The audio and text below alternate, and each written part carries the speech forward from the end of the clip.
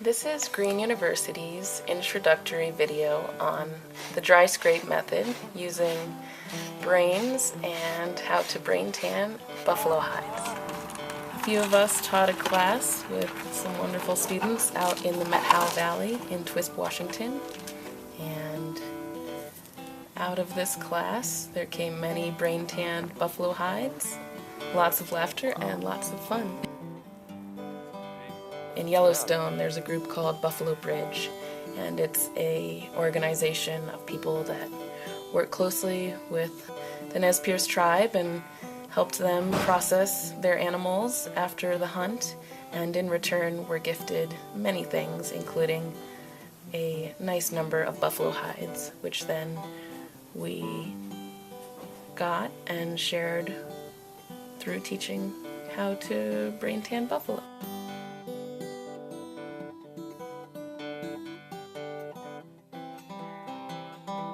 Fleshing and scraping is one of the first steps with working with a buffalo hide. This process takes, somewhere around an hour to 2 hours to flesh. You're removing all the meat and fat.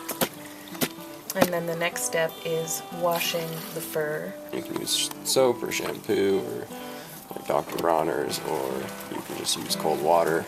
And you just want to try to get out all the dirt and mud because you're going to be sleeping in this thing, and this is your only chance to wash it without having to do a bunch of other work afterwards.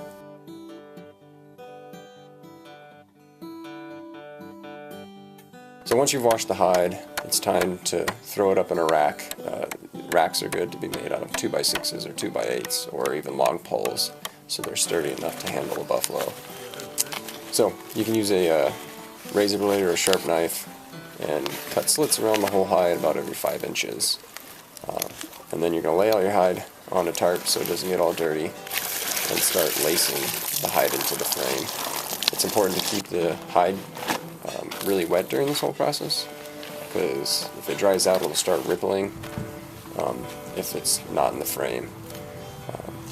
And so when you're lashing your hide, it's important to always go from the flesh side of the hide down so you don't pull hair through the hide as much, because that can mess up the scraping process and also make it really hard to tighten the hide later if need be. One of the most important things though with lacing up your hide is to make sure you keep a straight spine, because if you lace it in there and the spine's all crooked, it'll be crooked in the final product and look kind of funny when you're wearing it around. So once the hide's all laced up and racked out, you just let it dry fully, and this could take a day or two.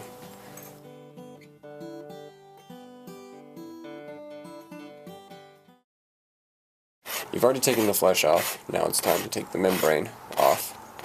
And the membrane is kind of an unusable product because it's got a lot of meat and fat on it. So this is best used in the compost. So it's best to do a full membraning of the whole hide and then to start thinning the hide.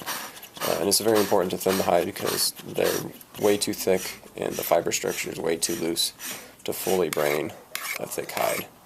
But the reason you want to take the membrane off first is because after the membrane comes the dermis, and the dermis makes really good hide glue. So if you can keep it separate, you can make yourself a nice hide glue as part of the whole process that you can use on your other crafts.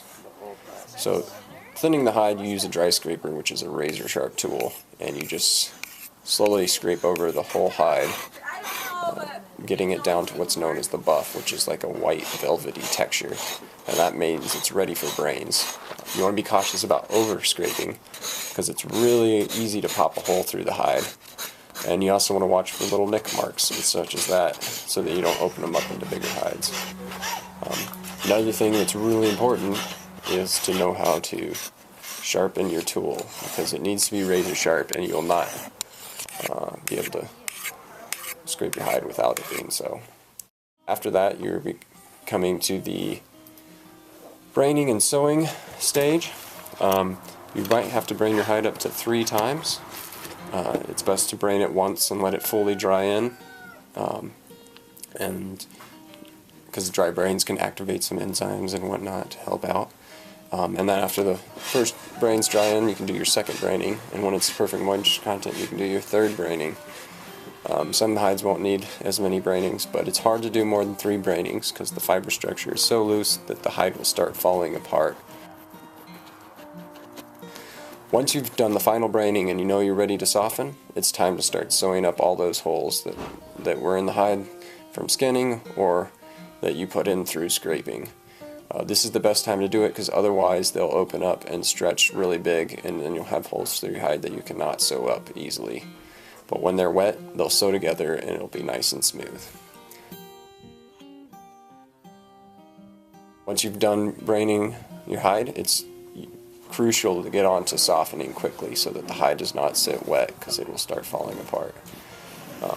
So braining, if it's really warm out, you should do it in the shade, and if it's really cold out, you should do it in the sun. It's going to be an all-day process, and it's best to have a partner because the hide generally starts drying out and then stiffening up quicker than you can keep it open. So part of what you're doing when you're softening the hide is you're slowly stretching and opening all the fibers so that they do not dry tight. You want to keep them open as they're drying so the glues don't retighten. And the brains that you put in the hide is the lotion that allows you to easily manipulate those fibers. You'll know that your hide is fully softened once it is dry and hopefully not stiff as a board. Once you've fully softened your hide, it's time to smoke the hide. You can unlace it from the frame and use the same holes from the frame lacing to lace it up into a sack. The first part of making a smoke sack is sewing the hide together in a tube with an opening on the bottom. You then sew some type of skirt to the hide because when you set it up on the smoker, you do not put the hide directly on the smoker or it could burn the hide.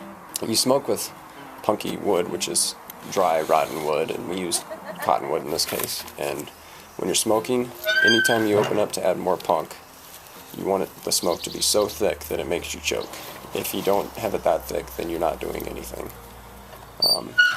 And it's also really important to sit by the smoker the entire time because this is going to take you 6 hours, but if you walk away from it, you could lose your entire hide because it could flare up and burn your hide down. You can take wool or newspaper or old clothes, or you can even take the buffalo hair from a parfleche hide, as we did in this video, to stop up any holes where the smoke might be leaking.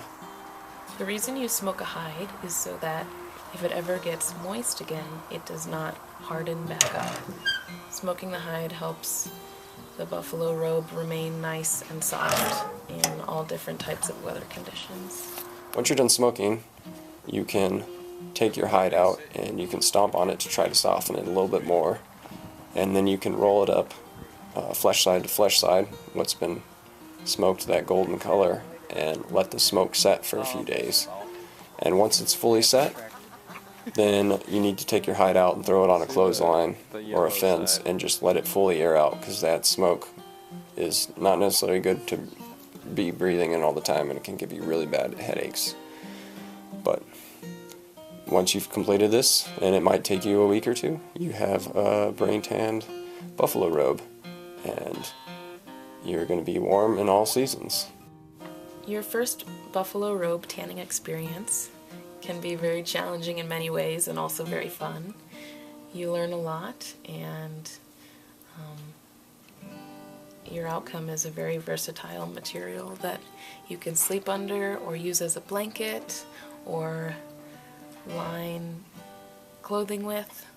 You have a very durable, strong, and warm material to play with.